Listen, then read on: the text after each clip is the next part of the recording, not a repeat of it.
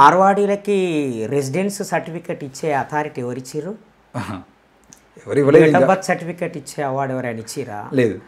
అంటే ఒక తెలంగాణ షామ్ది ఏ ఊరో చెప్పే అధికారము రాష్ట్ర ప్రభుత్వంకు ఉంది, ఎంఆర్ఓకి ఉన్నది.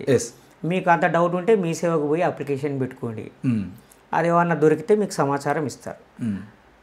తెలంగాణ షాము ఈ తెలంగాణ బిడ్డ. అట్లాగే తమిళనాడు ఈ దేశంలో అత్యంత ముఖ్యమైనటువంటి ప్రాంతం. ద్రవిడ జాతికి ప్రాణభూతమైనటువంటి ప్రాంతం తమిళనాడు. తొలి నాగరికత తమిళనాడులోనే వెలిసింది. తొలక్కాపియం తమిళనాడు నుంచే వచ్చింది.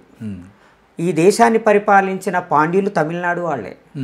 ఈ దక్షిణాదికి ఒక నాగరికతను నేర్పడంలో చాలా కీలకంగా పనిచేసినటువంటి వ్యక్తులు చోళులు తమిళనాడు వాళ్ళే. చైనాకి ఒక మలిదశ బౌద్ధాన్ని తీసుకుపోయిన బోధిధర్ముడు తమిళనాడు వ్యక్తే. అదే తమిళనాడు అంటే పాకిస్తాన్లో ఉన్నట్టు, తమిళనాడు అంటే బంగ్లాదేశ్లో ఉన్నట్టు, ఆయన తమిళనాడు అంటే మరి మీరెవరండి? బీజేపీ ఏమైనా తెలంగాణ వాళ్ళు పెట్టిన పార్టీయా? అది ఉత్తరప్రదేశ్లో ఏర్పడ్డ పార్టీ. వాజ్పేయి గారు, అమిత్ షా గారు, వాజ్పేయి గారు, అద్వానీ గారు జనసంఘ్ అనే ఒక పార్టీని భారతీయ జనతా పార్టీగా మార్చారు. ఎల్కే అద్వానీ పాకిస్తాన్లో పుట్టిండు, ఇండియాలో సెటిల్ అయ్యిండు. ఆయన ఇక్కడ భారతీయ జనతా పార్టీ వ్యవస్థాపకుల్లో ఒకరు. మరి భారతీయ జనతా పార్టీని పాకిస్తాన్ పార్టీ అందామా? అద్వానీ అన్న పాకిస్తాన్లో పుట్టిండు, అవుట్ ఆఫ్ ఇండియా. అదే శ్యామ్ ఈ తెలంగాణ మట్టి బిడ్డ, బయ్యారం అడవుల్లోంచి వచ్చినటువంటి ఒక దళితుడు, ఒక మూలవాసి. ఆయనను పట్టుకొని ఇలాంటి మాటలు మాట్లాడుతున్నారు. ఇవన్నీ పెద్దగా చర్చకి నిలబడేటివి కావు. అంటే ఇక్కడ ఆయన ప్రాపర్ ఎక్కడన్నా?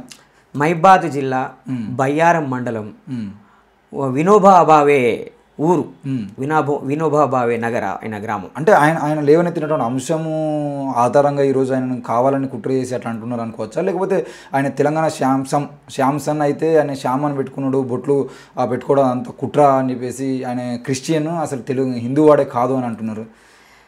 ఇవన్నీ పసలేని మాటలు. నేనేమంటున్నా, మార్వాడీలు ఈ రాష్ట్రంలో ఉండాలా వెళ్ళిపోవాలా చెప్పండి. ఈ రాష్ట్రంలో ఉన్న స్థానికులు వ్యాపారం చేసుకోవాలా, ఆత్మహత్యలు చేసుకోవాలా చెప్పండి. ఈ సంపదన అంతా మార్వాడీలకి కట్టబెడతారా, స్థానికులకి కట్టబెడతారా చెప్పండి. ఈ మాటలు కాకుండా ఆయన హిందువు కాదు, అది కాదు, ఇది కాదు ఏంటండి? శాంసన్ అనే మాట ఆయన పేరు తను పెట్టుకోలే. ఎవరైనా సరే తన పిల్లలకి 21వ రోజు నాడు ఒక పెద్ద ఘనంగా పండుగ చేసుకొని పేరు పెట్టుకుంటారు. ఆయన పుట్టినప్పుడు వాళ్ళ నాయనకి ఏమనిపించిందో పెట్టుకున్నాడు. వాళ్ళ నాయన కమ్యూనిస్టు, ఆయన ఏమీ క్రిస్టియన్ కాదు, ఆయన నాస్తికుడు. అట్లాగే వాళ్ళ అమ్మ ఒక హిందువు, ఆమె ఒక దళిత మహిళ, ఆమె చర్చికి పోదు, వాళ్ళ కుటుంబంలో ఎవరు కూడా పోరు. శాంసన్ అని పేరు పెట్టుకున్నంత మాత్రాన క్రిస్టియన్ అయిపోతాడా? యాకూబ్ రెడ్డి అని పేరు పెట్టుకుంటారు, అంత మాత్రాన వాళ్ళందరూ ముస్లింలు అయిపోతారా? మన దగ్గర కాసిం కావచ్చు, సైదులు కావచ్చు. సైదులు అనే పేరు విపరీతంగా ఉంటుంది, అందరికీ ఉంటుంది.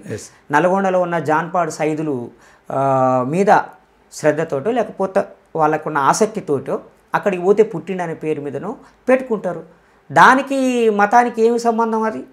అందుకని శ్యామ్ పేరు గురించి చర్చించే కన్నా తెలంగాణ రాష్ట్ర ప్రజల మేలు కోసం శ్యాము వాదిస్తున్న వాటిలో నిజం ఉందా లేదా, శ్యామ్ అడుగుతున్న ప్రశ్నలు న్యాయమైనవా కావా, ఆయన చేస్తున్న పోరాటం మూలంగా ఈ తెలంగాణకి ఉపయోగపడుతుందా లేదా, వీసీకే వాదిస్తున్న అంశాలు చారిత్రకంగా, రాజకీయంగా, సామాజికంగా సరి అయినవా కావా, ఆ ప్రశ్నలు చర్చించండి. బీజేపీ ఎప్పుడైనా రాకేష్ నీకు తెలిసిందే కదా, బీజేపీ ప్రజలు మాట్లాడుకుంటున్న వాటిని చర్చించడానికి సిద్ధపడదు. దానికి ఉన్న అలవాటు, సంప్రదాయము, వ్యూహము ఏంటంటే తాను ప్రజలకు ఒక ఎజెండా ఇస్తుంది, ఆ ఎజెండా చుట్టూతో ప్రజల్ని ఎంగేజ్ చేస్తుంది. సో శ్యామ్ అడుగుతున్న ప్రశ్నలు, వీసీకే అడుగుతున్న ప్రశ్నలు సరి అయినవా కాదా అనే ఎజెండా గురించి మాట్లాడకుండా శ్యామ్ది ఏ కులము, శ్యామ్ది ఏ మతము, శ్యామ్ది ఏ రాష్ట్రము, శ్యామ్ వెనకాల ఏ విదేశీ శక్తులు ఉన్నాయి, ఇలాంటి విషయాలన్నీ చర్చకు పెట్టి ప్రజల్ని ఆ అంశాల చుట్టూతో తిప్పడం కోసం ప్రయత్నం చేస్తారు.